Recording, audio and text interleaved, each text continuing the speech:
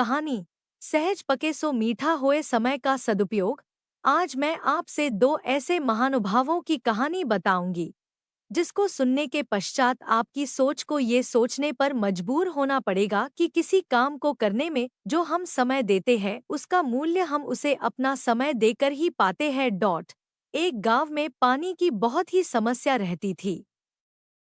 वहां के जो प्रधान थे वह आए दिन लोगों को मजदूरी देकर गांव के लिए उनसे पानी मंगवाया करते थे।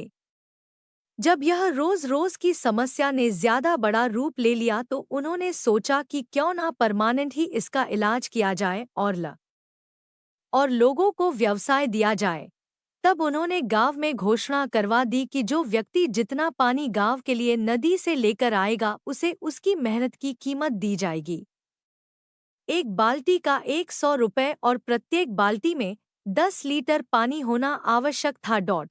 यह खबर गांव के दो ऐसे बेरोजगार व्यक्तियों पर पड़ी जिनको काम की सच में जरूरत थी और वह दिन भर अपना यूं ही बताया करते थे। राम और श्याम यह दोनों जब गांव के प्रधान के पास पानी की बाल्टी को लेने के लिए पहुंचे तब प्रधान ने कहा जो जितनी बड़ी बाल्टी लेगा उसको उतने पैसे ज्यादा मिलेंगे। तब श्याम के मन में लालच आ गया क्योंकि वह शारीरिक तौर पर भी ठीक ठाक था, इसीलिए उसने भारी बाल्टी उठाने का मन ही मन निश्चय किया। वहीं दूसरी ओर राम सोच रहा था कि मैं अपनी यथाशक्ति अनुसार ही बाल्टी उठाऊं ताकि मुझे थकान महसूस ना हो काम करने में और समय बचाकर मैं अन्य काम कर पाऊं। तो फिर राम ने ऐसा ही किया। राम ने प्रतिदिन 10 लीटर पानी की बाल्टी को नदी से लाकर गांव में देना शुरू किया और अपने कार्य अनुसार प्रधान जी से रुपए प्राप्त किए। प्रतिदिन वही श्याम ने राम से भी ज्यादा भारी बाल्टी का चयन करके प्रधान जी से पानी लेकर आने के लिए दुगनी रकम पुरस्कार में प्राप्त की और वह राम से पैसे में काफी अमीर हो गया। तब राम को एहसास हुआ कि यदि काम के पैसे मिलते हैं तो वह पैसे हम अपना समय देकर ही प्राप्त करते हैं। हम जितना समय में पानी लाते हैं और गांव का काम करते हैं प्रधान उसी समय का मूल्य हमें दे रहा है। बस उसी समय से राम ने निश्चित किया आज से मैं पानी लाने के साथ बचे हुए समय में आराम करने की जगह एक और नया काम करूंगा। राम ने नदी से गांव तक पानी लाने के लिए सुरक्षित पाइपलाइन बिछाना शुरू कर दिया। उसके यह कार्य को देखकर कई लोगों ने उसकी अपेक्षा की व यह जताया कि यह कार्य अत्यंत कठिन है एवं तुम्हारे बस की बात नहीं, परंतु वह सबकी अनसुनी करके बचे हुए समय में अपना कार्य करने में लगा रहा और मेहनत करता रहा।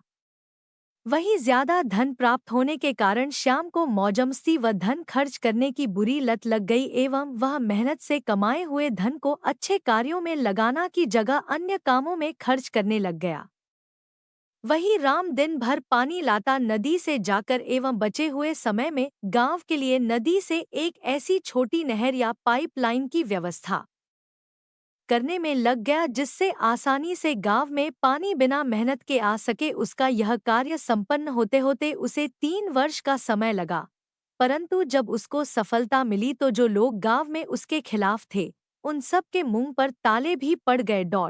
राम को प्रधान की ओर से पुरस्कार तो मिला ही साथ में गांव में नवीनीकरण व शहरीकरण करने का अन्य पुरस्कार भी दिया गया एवं सम्मान भी।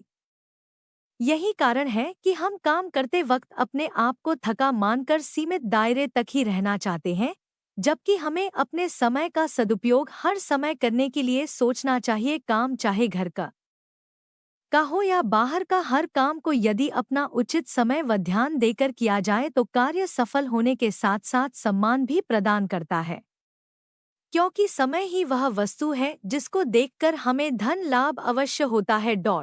आज मैं राम और श्याम की तुलना वह आधुनिक युग के लोगों से कर सकती हूँ जहाँ एक और राम में जो प्राइवेट जॉब करने के बाद भी अपने समय का सदुपयोग किसी और अच्छी चीज में करना चाहता है और एक तरफ श्याम है जो कि महीने की 30 से 40 रुपए 000 सैलरी में खुश है और उसके लिए यह काफी है कह सकते हैं।